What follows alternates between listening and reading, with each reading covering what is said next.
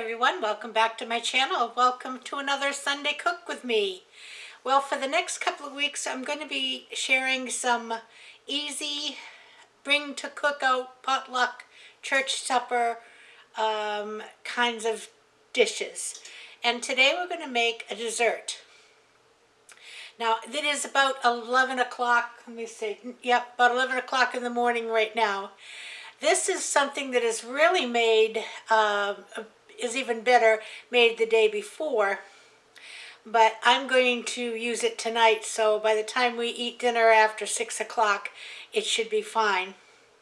One of my husband's favorite desserts is Boston cream pie.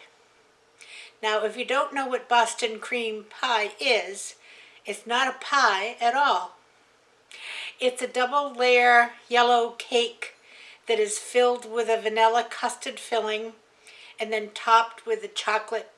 They use a ganache. I'm going to use frosting. So we're going to make a Boston cream pie. But I'm going to make it a little easier than having a cake. I find sometimes the two layers want to slide apart. So this is an easy way to make it to take to a cookout or potluck. And it's called a Boston cream pie poke cake. So let me take you down to the counter and I'll show you just what we're going to use, and we'll get busy making the first part of our Boston cream pie poke cake. Right back. Alright, here we are down at the counter, and let me show you what you're going to need.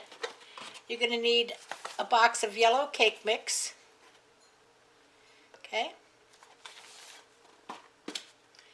a box of Jell-O instant vanilla pudding, and the recipe calls for the 5.1, which is the family size, and I am using that because I couldn't get the small one at my grocery store, but I'll share what I'm going to do with that.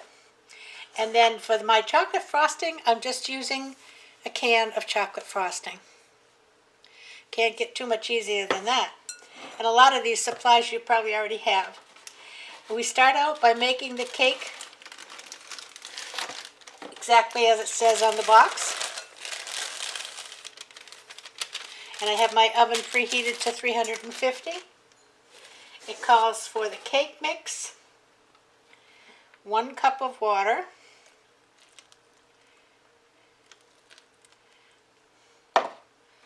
a half a cup of vegetable oil, and 3 eggs.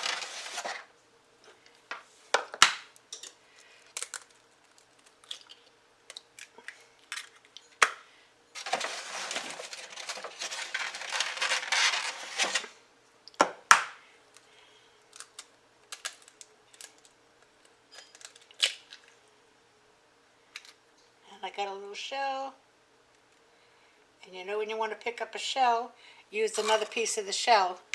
They attract each other.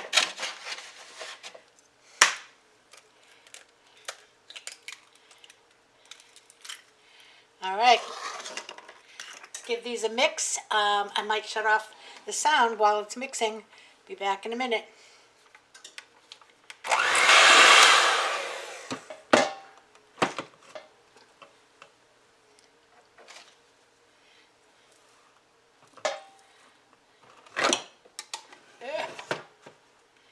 Stop it.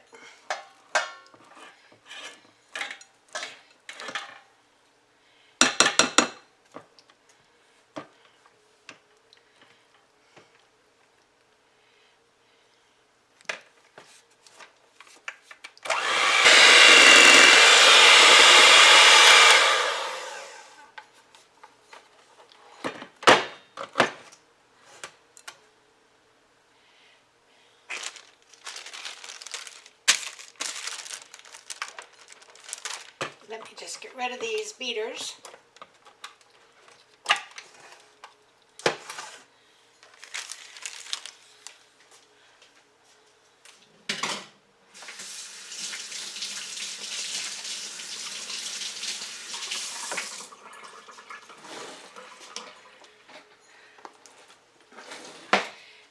Okay, now it says to pour it into a 9 by 13 pan.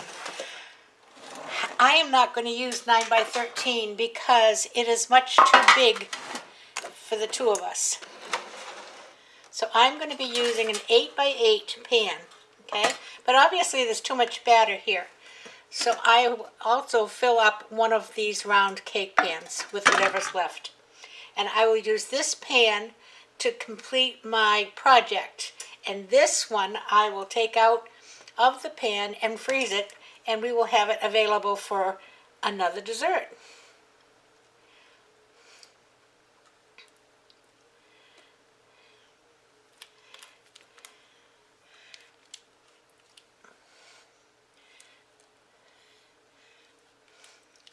Now I'm going to have to fudge the cooking of this a little bit because it's not the size pans it calls for. And this one is not going to be quite as heavy or as thick.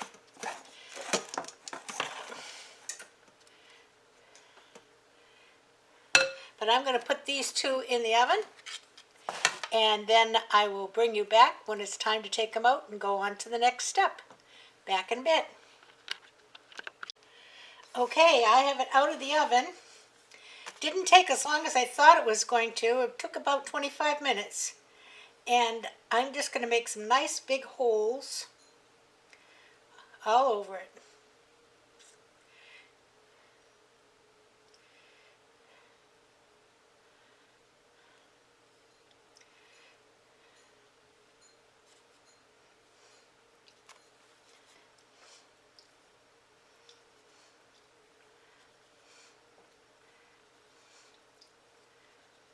Okay.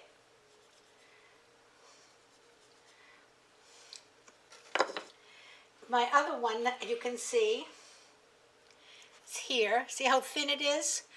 That I will let completely cool, and then I will freeze it.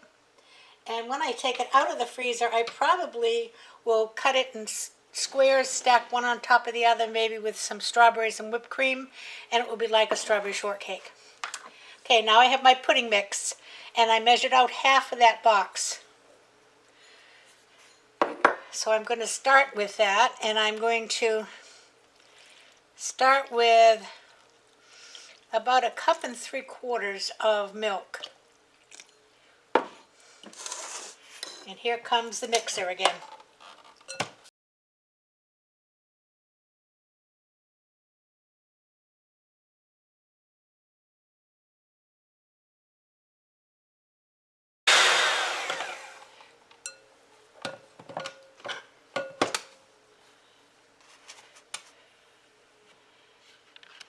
Okay, last part.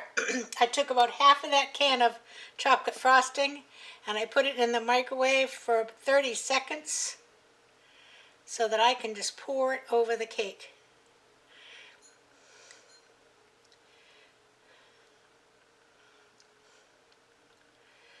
Whoa. And we're going to call that done. Now what I'm going to do is put it in the refrigerator and let it chill up good for several hours, and then I'll give you a taste test. Frosting's good. Be back in several hours or 2 seconds, whichever's quicker. Well, here you go. I've cut a piece out of it, and I'll give it a taste test. I haven't had dinner yet, but at my age, it's perfectly fine to eat dessert before dinner. It had a little issue in that I had a dome in the top of this cake because there was a wrong size pan.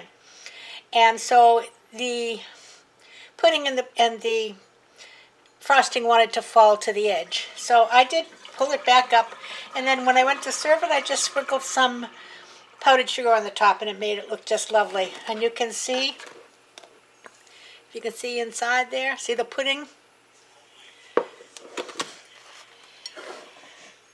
And here's the piece. Whoop, there you go. Now let me just get you up and I'll taste it for you.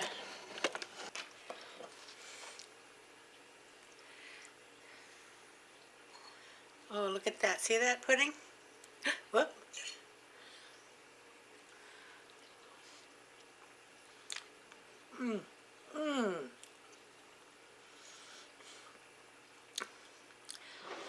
Oh my goodness, the yellow cake, vanilla pudding, chocolate frosting. It's just amazing. One more.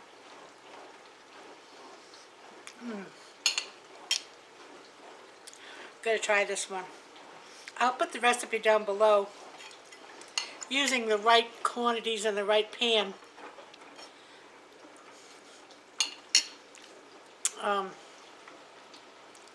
Sorry, so that you can get it correctly. But do try it. It's delicious and it's not difficult to make. It's all made with things you probably have in your pantry. Or if you don't, they're very easily gotten at the local grocery store. So that's all I have for you today. I hope you have a great afternoon or evening. And I will see you again on the next craft day. And until then, everybody play nice now. Love ya. Bye-bye.